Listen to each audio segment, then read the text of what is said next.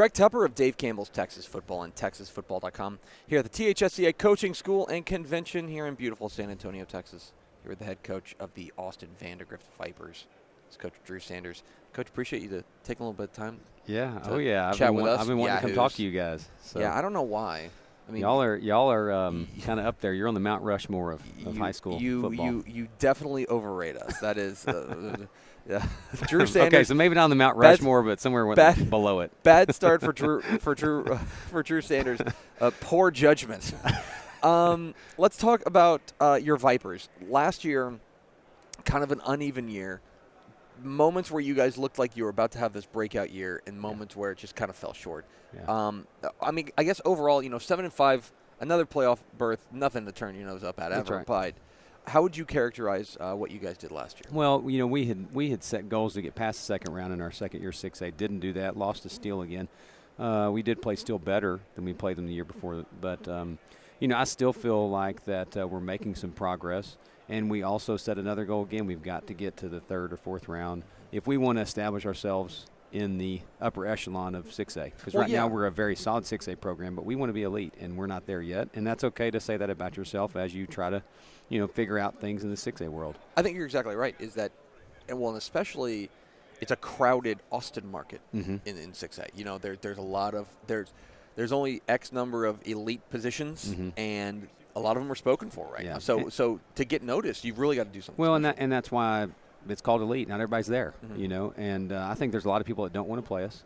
But at the same time, there's some people that we have yet to beat. We had Westlake. We had the lead with 30 seconds left, and they found a way to beat us at the end. So we've got to find a way to win a game like that in 6A. How do you teach that? How do you teach? Because we hear that all the time. Is like the toughest thing for a team to learn is how to finish. Kind of finish. How do you teach that? I think sometimes it's just a bunch of young kids believing in themselves when there's no other reason to believe, and they find a way to do it. And then as coaches, you're always trying to work on mental toughness through off season and things like that. But I'm not sure if it's just not a few special players that kind of have it and they just do it. Yeah, and, it's that factor. And I think a lot of coaches want to give themselves credit for that to show value for their job. But I think a lot of times I've just watched kids make plays and go, I can't believe he just did that, and I'm not sure what I had to do with it. The kid just did it. So hopefully we've got some guys in this group that believe in their coaches and themselves and the ability to go do something special. The thing that's got me excited about your team this year is I think that this defense has a chance to be pretty good. It looks like this defense has a couple of playmakers there that are going to be able to make some plays for you. Yeah, we've got two very special linebackers, some of the best in the city, I believe. Spencer Jones has been on varsity since he's a freshman. And I had a guy yesterday say, well, has that linebacker graduated? I said, no, he's a senior, and he coach started crying, so it was good. So I like our linebacker. I like our corners situation. And then we've got some new positions that I think guys will step up. Inside, we're pretty solid.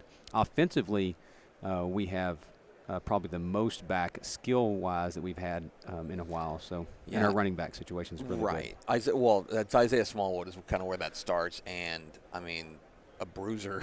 I mean, 205 at a running back is pretty solid.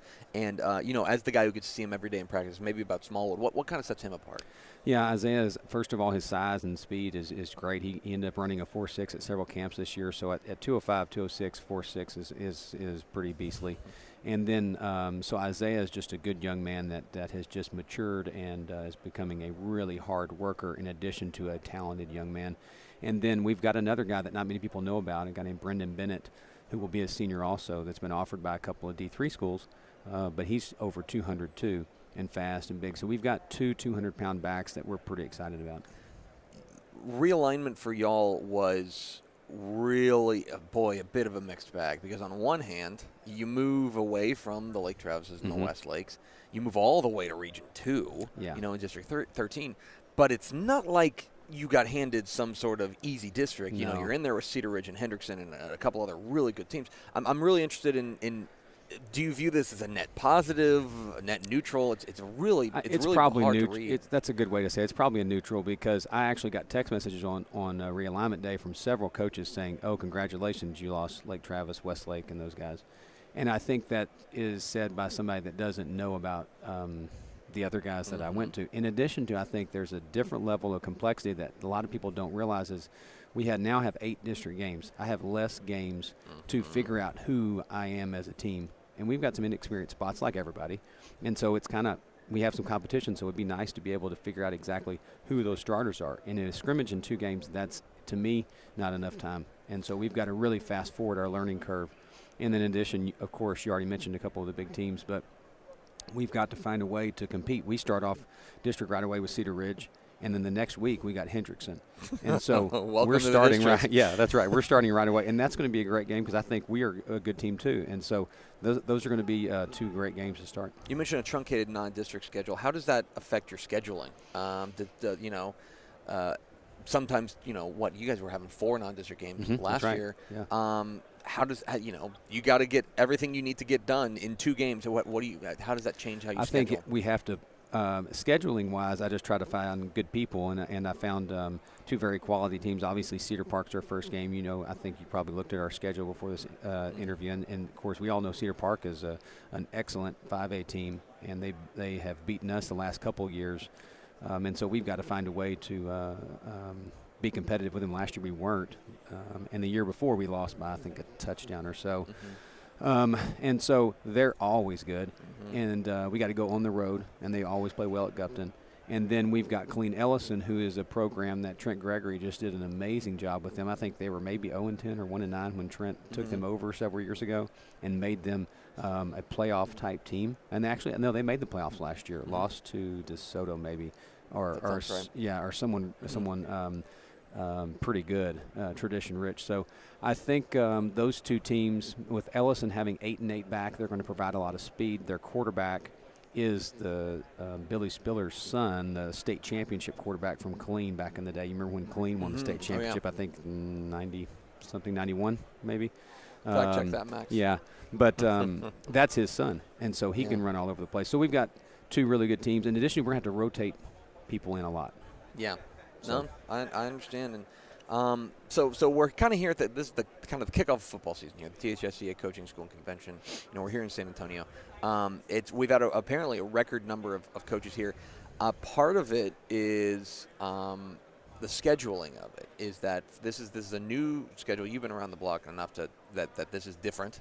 We started on Sunday. We're ending here today on Tuesday. I'm really interested in kind of your take on the different schedule. I thought the line pickup, ticket pickup was interesting, but there was a lot of pushing, shoving, and might have had a few crosswords I might have had with some coaches I did not know. So I did get my packet though, and then but overall though I think it's really good because we're going with the new coach certification program, which is a partnership with UIL and THSCA, obviously, but some of our fans might not know. And so I think that's really good. By the time we're done, we'll have a coach certification program for the first time really ever. We've done RCP, but they're kind of renaming it and reframing it on some things. And so I'm really glad they're doing that. In addition to, without an all-star game, because you of course remember with the all-star games and everything else, that was fun, but we aren't doing that anymore. So there was a lot of, I thought, just dead time. And they've squeezed a day off of it to make sure that we're I know you were here. There were people in this area all the way till 4 o'clock yesterday, and there's a lot of interactions I think that weren't happening the last few years.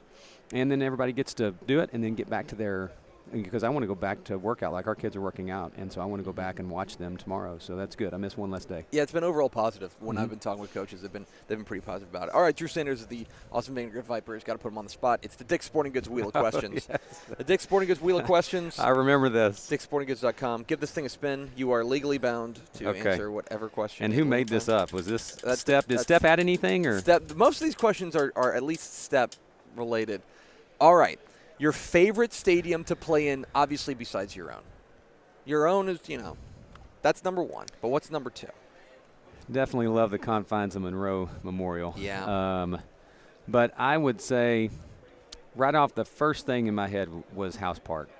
Yeah. So that's the first thing in my head, and I've been in Austin now for a long time, I think 13 years in the Austin area. I was at Travis before Vandegrift, and I've always loved House Park. It's a classic. Yeah. It's a classic. It's if you're in Dallas, there's something about the Cotton Bowl. If you're if you were in Houston, RIP the Astrodome, stuff like that. But that's the classic. That's where you want to play. Yeah. Yeah. And the fans are right there on top of you. And I remember one of our moms yelling one time during a playoff game at my lineman, tell him to block better. And I thought, this is great. Fans always have the best, most specific advice, right? Block better, run faster. Yeah, change something, Coach. Well, I'm trying. Yeah, change something, do something, Coach. Get them better. I've got a few quotes I could also say, but they're not appropriate. It's a family show. It's Drew Sanders, the head coach of the Vandegrift Vipers. Coach, appreciate your time. Best of luck. Always really appreciate you guys.